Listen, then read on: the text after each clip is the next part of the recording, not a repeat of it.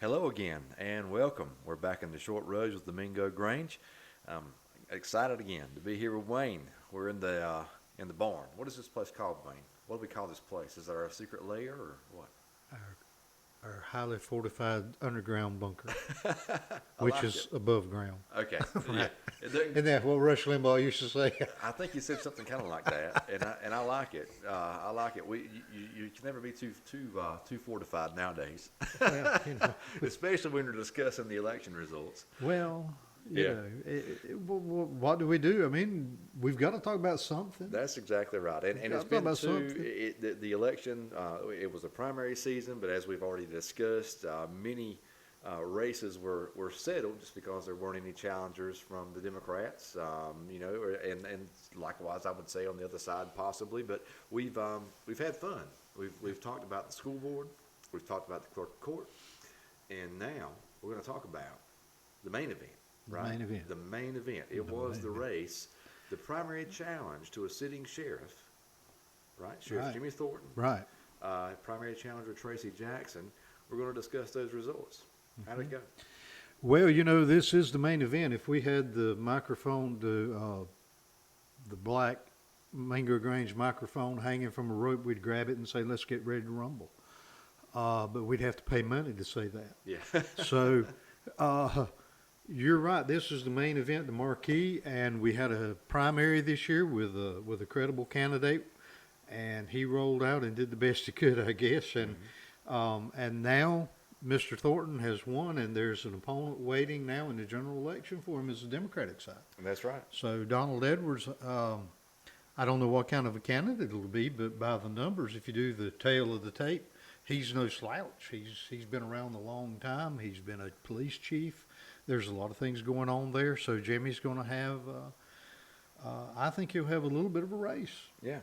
Well, he's definitely got a challenger, and from what I have met Mr. Edwards, and what I know about him, and what I saw at the forum that we had. He was kind enough to come out there. The man is qualified to run. So I think, if you can't say anything else, you can say that Jimmy Thornton or Sheriff Jimmy Thornton does have a qualified challenger for the race. He does. He does.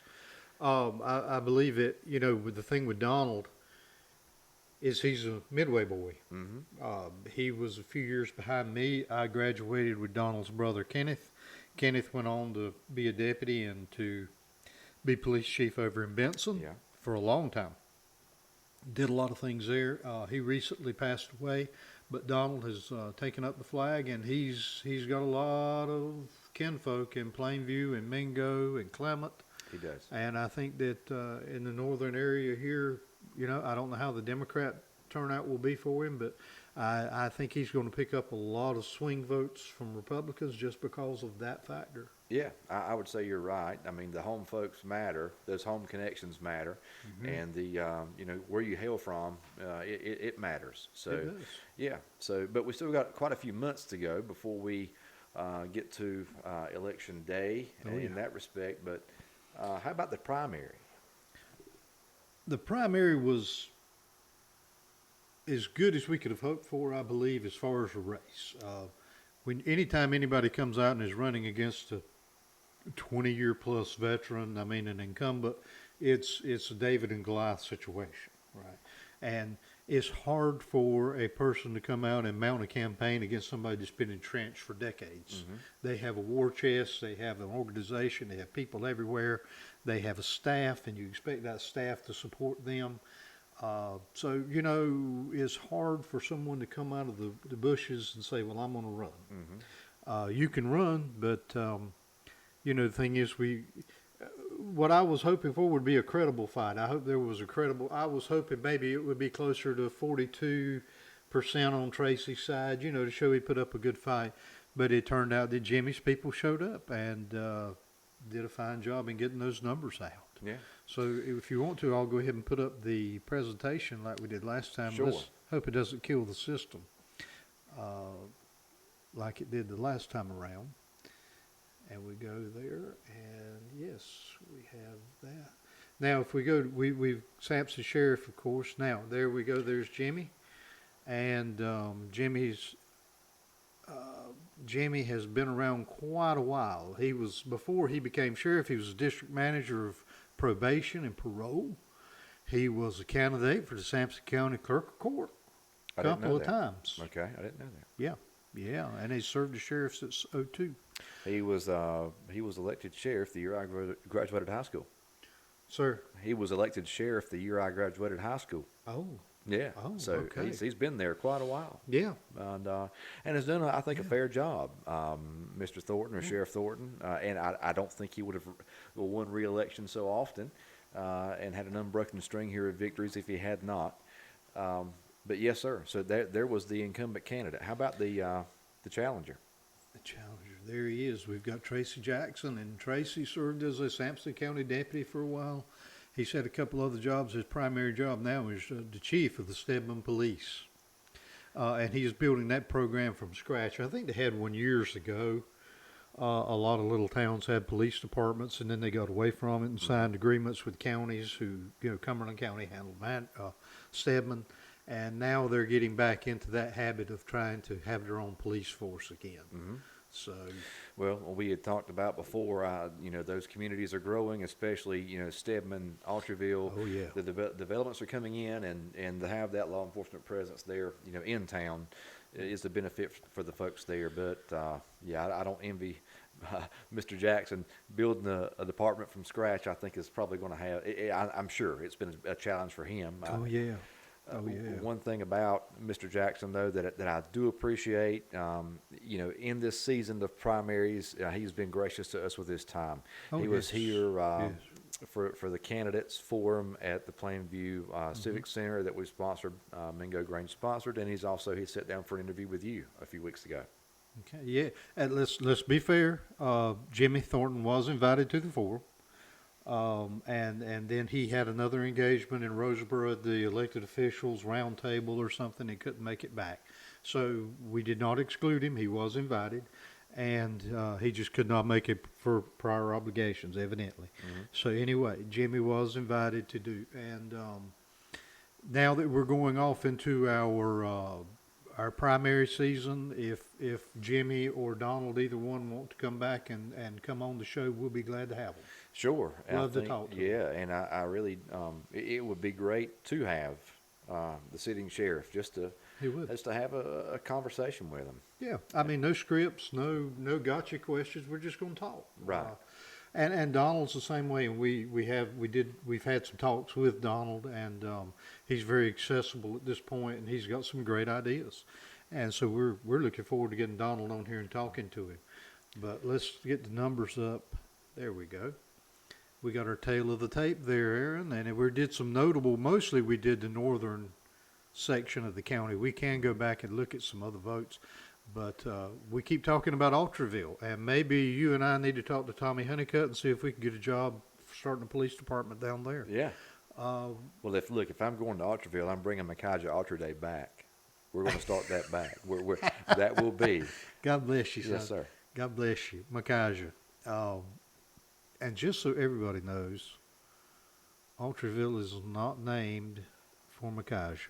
Okay, that's a pet peeve of mine. Okay, well, see, I didn't know that. I just assumed that the hero of the Alamo deserved a town named after him, and that's They may have said that, but Mr. James Lindsay Autry bought $10,000 worth of stock in the Cape Fear and Yadkin Railroad at one point, and they said, "Hey, for $10,000, you get your own depot." That's how Altreville came about.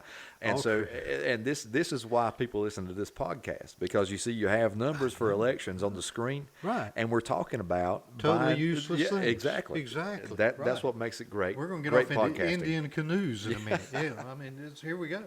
But yeah, Jimmy had 132 votes compared to Tracy 61, that was a pretty decent for what Tracy had going. I have to say that was a pretty decent number. Yeah. There, and we could see in Clement that it was 189 to 63, almost identical on Tracy's side. Change with Mingo though. Yeah, Mingo. We're not far from being even there in Mingo. It does, if you were to continue down the columns there, it stands out like a sore thumb. Yeah, yeah. Mingo came as close to he came as close to winning Mingo as anywhere. He did. So Mingo had a lot of support for him, and they came out 212 to 197, and we came very close, very close. Then we go to Plainview, and we see 357 to 136. It dips right back off. Now, that there is just like Harold's when we were talking a while ago about what brought those numbers for Tammy down at Harold's. Yeah. What brings a number that big of a skew from one precinct to another? Yeah, I mean, and and they're next door. Yeah, and we've been having this continuous conversation, but we're breaking it up into episodes. But just to fill it in, like we were Right. talking about with Miss Grady, how one resides in Herring, but picks up not huge numbers, but noticeable votes in a place like Harold's or Ingold, right? You live a long way from there, but how is it that what kind of ground game are we running that we're going to be, so far from where we lay down our head at night and have these huge totals? Right. So yeah, it definitely shows here in Plainview. We discussed in the Grady Lee campaign about the law enforcement. There's a heavy law enforcement presence in Plainview. I'm wondering, there. The fire departments, I know that there's some talk about the fire chief being for the sheriff, and that obviously brought around a lot of votes. And Yeah. He had almost Michael Elmore numbers Yes, he did. in Plainview. He did. He really did. So yeah, Plainview really turned out for Sheriff Thornton. Yeah, they did. When we look at that early voting number in Clinton, 1339 to 623 for Tracy, and that's a big difference. Yeah. Right there. Those kind of numbers almost become unsurmountable. Newton Grove, it was 418 to 133, and then God bless down in Harold's 100 to 11. Yeah. So when we see the total notice, it's 4,529 for Mr. Thornton, 2,009 for Mr. Jackson. For Tracy. So Yes. Okay. that's pretty noticeable. Yeah. So just to speak a moment about the campaign, I mean, Tracy Jackson had a lot of support up here in the North End, and we keep talking about the North End because that's where we are, right? I mean, so we're up here, Mingo, Plainview area.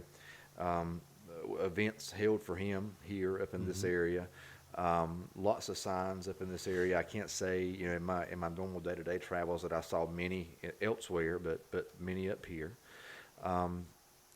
But with Sheriff Thornton, there was not a blanketing of signs, for Sheriff Thornton. Well, I guess when you've been in office now for 23 years, it's not necessary that we canvass the countryside. But yeah, as far as the campaign, I think Tracy Jackson was, as we already have said, he was generous with his time as far as we're concerned. He was out and about. He was doing events. He was making speeches. He was doing what a candidate should do to try to make inroads in facing an incumbent sheriff that's been in office now for 20 years or more. Sheriff Thornton, he did not attend the forum, as you said. But I did see on Facebook he's going elsewhere. I saw him many times around Roseboro, Hall's Grill, areas over that way of the county. So again, he is out campaigning, but just to get back to the point you made earlier, you have a ready-built network, right? You have employees, you have adjacent agencies that are working with you in a manner that's very close. So you have a heck of a network and a heck of a ground game already. It's kind of ready built in that instance. Very, very hard for any candidate, any challenger to overcome. Right. And I believe it was in the Daily Record. I did not read the article. I got it by hearsay. But they said that Jimmy spent somewhere in the neighborhood of $30,000 on this campaign. My goodness. And that Tracy spent somewhere around the area of $6,000. So there you go with your funding. Now, for me, I don't know where Jimmy spent $30,000. Maybe he raised that much, but I certainly didn't see evidence of it. I didn't see any ads on my Pluto TV. I saw plenty of Wellie Jackson and Brent Jackson numbers. Yeah. But God bless, I didn't see any of Jimmy or Tracy's on there, but that doesn't mean they weren't. Well, there were several, I mean, lots of mailers. I Oh, know mailers, we got yes, mailers out of the mailers. wazoo, and day after day after day. Mm-hmm. So I'm sure I haven't priced that. I'm sure that's costly to That do is that. costly. Yeah. Yeah. So that's probably where not nearly as many from Tracy Jackson, which I mean the money won't allow you to No. to keep up with that kind of fundraising or that kind of No. expenditure. And if you're socially media Amish like I am, not on Facebook and some of these other things, there's a lot you miss now because these posts and reels and shorts and all that are out there. Yes. And so if you're not in tune with that, you don't see it anymore. The TV ads now, we're all watching digital TV and subscription services, and so here they come. Yeah, so the local aspect really isn't there. I mean, of course, they can get time, Mm-hmm. in that instance, but to kind of insert the ad, in these particular digital Yeah. formats, but yeah, so lots of money spent from the incumbent, a large or just a huge win. We've talked about the campaign. We've talked about kind of that ready-built network that exists there, and really, it is kind of the dynamics kind of odd, wouldn't you say? I mean, if you're a deputy, right, and Right. your boss is up for election, right? I've always imagined that would be a tough place to be. Well, I mean, you got to vote for the man you work for. You've got to keep bread on the table. You've got a Right. retirement plan. Yes. And you've got loyalty. And if you don't have loyalty, I wouldn't want them there to begin with if I was sure. Yeah. So, So the system kind of tends to guard itself. Once the Yeah. system will kind of guard itself once it's course. going in a particular direction. of course, Yeah. yes, it does. And the thing was, we were talking about a little bit with this election. One of the things, let's talk a little bit about Jimmy's campaign, and then we'll go back to Tracy just a minute. But Jimmy's campaign this time, he won. Let me see, my old eyes. Jimmy Thornton had 69.27% of the vote. That's pretty impressive. Tracy came away with 30.73. Now, there again, as a first-time candidate, as a first-time running a county-wide office for anything, that's not bad. That's not bad. Tracy played a good ground game. He played without any money. It's Red Dawn. He's Patrick Swayze. He's fighting the Russians and the Cubans. He's got weapons he's scrounging from here and there. He's doing the best he can. Exactly. And he doesn't have the network yet. If he were to run again or do another campaign now, he's got a little bit of a ground game ready. We should expect to see him do better next time. And let's just face facts. There again, he came along in December, I believe, when we first started hearing about him, and that's just, you really need to be working a little farther out to build that team. Right. But that's just how it is. Now, with Jimmy's become he's effectively the de facto leader of the party now. He's the grand old man. Mm-hmm. He's the new Cranford fan, I guess you'd say, and God bless him. Looking at some of the others there, and we know that last time Alan McClam was supported by Jimmy, and he won his election 71.18 to 28.82 over Clark Wooten, Okay. a sitting commissioner. And if we look at Eric Pope's numbers, he won 67.84% over Gerald Kivett, who had 32.16. And obviously, Jimmy's got a ground game going. He's got a good machine because he's winning by almost identical numbers every time. That's interesting. So you're looking at here are candidates that the Sheriff Thornton has explicitly promoted, and that you're getting 70-30 results in every election. Every election. It makes you think a little, Well, doesn't it? somebody's working hard. I mean, that's Yeah. we've talked about networks before in the Right. previous episodes that we've done. Those networks and the ground game make it in these local politics, these local races, I think. And so you've got a fleet of not a fleet. You have a staff of deputies. You have adjacent organizations. You have, and as we've said, we've had fire chiefs, endorse. Or actually on mailers for Sheriff Thornton, endorsing candidates and things of this nature. So we have what I would interpret as a kind of an alliance of public servants, so to speak, that seem to uh, be voting as a block. Yes. I mean, what else can you say? I mean, there's a vote, and but I have no idea. I think looking at 70-30 splits, that would be that we're looking at that deep of a not Right. deep, deep and wide spread there. Had no idea. Well, as my daughter would say, right about this time, let's get the tinfoil hat out, Daddy. Uh-huh. You know, but you look at the numbers, and the numbers don't lie. He's got a great ground game out there playing, and not only is he winning his campaign, but he's winning other campaigns, and those people winning those campaigns are in places of great importance. They decide budgets, they decide issues along the county or ordinances, all kinds of different things. So the sheriff has got a great machine going, and you can't fault him for that. That's what we all wanted. But, you know, it's where we are. And you look at those numbers, though, but it's almost like there's no room for the resistance anymore. We've got to be part of that cog, as we just talked about in one. Yeah. But, you know, it's just where we are. The numbers are interesting. It is. Numbers are You interesting. striking when you look at it that way, the past three elections. But I think probably what we have to guard against is the interests, right? Or interests of one particular group being played against another. That's where we have to, as citizens, make those decisions on how our vote breaks. So that's an interesting conversation, maybe to have a different day or another day. Maybe so. But that's very interesting. So we have, again, a 70-30 split in this election. Tracy Jackson, again, good We do. candidate, experienced lawman, already in a leadership position in Stedman. But this is unfortunately for him, this is what he could muster against an incumbent that's been there for 23 years.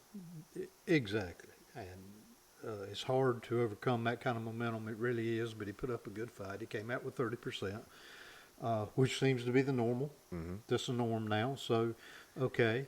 But, you know, we look at that, and Tracy, of course, had to go on the offensive more than be defensive. Jimmy just has to sit back and take the punches a little bit and roll with it. And it's a short election season. You know, used to, primaries were in May. So we had all the way till May to go along, 5 months to get into it, and we had time to play games, and now you don't. And we were looking at the numbers just before the show, and I was showing you, Aaron, the absentee ballots and how low those numbers were. Mm-hmm. Absentee ballots almost don't even play in anymore. There's a handful that got some, but they were very minute numbers. Absentee ballots used to be a thing. You get an absentee ballot if you go to the nursing home and get 5 or 6. If they all die, we still got the vote. Right. Now that's no longer really in play. I think then maybe it's got to be enthusiasm, right? I mean, think so. if you're not I think willing to so. go through the process of filing the absentee, you're not very enthused. So it seems like the pool of voters that you can actually affect seems to be getting smaller and smaller. I believe you're right. There's not much wiggle room anymore. Yeah. There's not much wiggle room. But I think that might go back then to, these motivated public servants. Mm-hmm. They're motivated to get out, motivated to get their families out. Well, they do, and the interesting thing is with Sheriff Thornton, he's been there long enough to acquire some baggage. There've been incidents, there's been things going on, but none of those seem to affect him. Yeah. So, okay, they must not have been big enough in the public view to cause anything. Yeah. And as long as Tracy's been involved, there was not really anything major they could throw at him. They threw a few things here and there, and we Yeah. talked about these periphery things, but nothing really, I don't think, Yeah. stuck. Down at the end, there was a mailer going out with something that might have occurred in a prior position, I think, that Tracy might have dealt with. Tracy Jackson might have dealt with, but that came late. Yeah. But I think that another aspect of this race was this kind of we're tied at the hip with Wellie Jackson. We are tied at the hip with Wellie Jackson here. And social media wise, that was I thought, a big factor. Well, Wellie Jackson and I have to say I don't know Willie Yeah. personally. I've never met him. I don't know him. He puts out a fine flyer. I can say that because I got enough of them. I think I know him. We were getting two Yeah. or three a day sometimes. Between him and Brett Jackson, I could wallpaper the bathroom. Yeah. We had a lot of flyers coming in.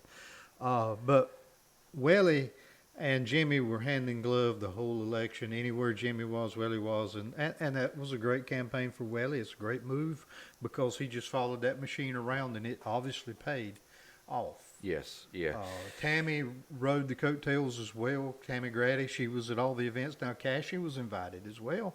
But Jimmy Thornton has coattails, as we used to say, and he brought in a lot. He brought in people with him now that will work with him, and so we've got Tammy there probably, and we've got Welly going to Raleigh. It looks like. Yes. I don't think there'll be any problems there, and we haven't even talked about Welly or Gerald or Brent Jackson's campaigns because those are a little bit out of Sampson County range. They're Right. involving other people. Right. But yeah, Jimmy's got a lot of contacts, and it's going to make a lot of headway. It's going to be Yeah. fun to see what goes on. Yeah. Well, he's become a bit of a kingmaker Well, in the local political scene, which I mean, it's what you we blame him?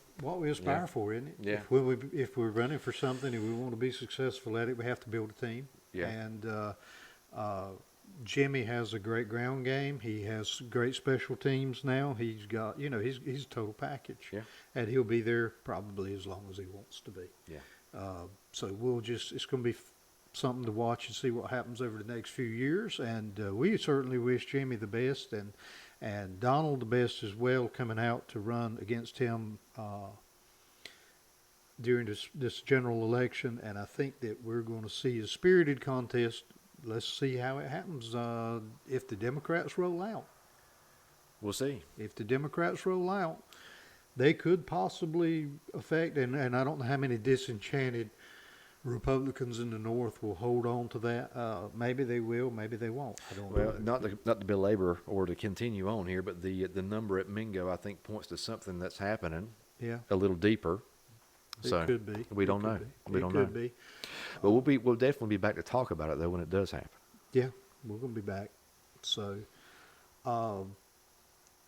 we've had a great talk. I've enjoyed doing these 3 sessions about the breakdown of the election. I hope we can continue to do these maybe into the future. Yeah. We hope that we're going to be able to start broadening out what we do. We're going to get away from the election right now for a little while. We're probably going to go back and doing some history videos to do some things in the community going on that we've already been asked to help with, Aaron. And we're going to try our best to promote the northern end of the county as best we can. And we hope that you guys will tag along with us and excuse our faux pas and our informality sometime and our technical difficulties. We're just getting this thing off the ground. But we have had a great time doing this. And hopefully and maybe in the next couple of months when our new candidates get on and become actually elected officials, we can have some of them back on and actually start getting some real information back for you good folks. So for right now, you've been in the Short Roast with Wayne and Aaron, and we thank you for being here. Tune in again soon. Good night.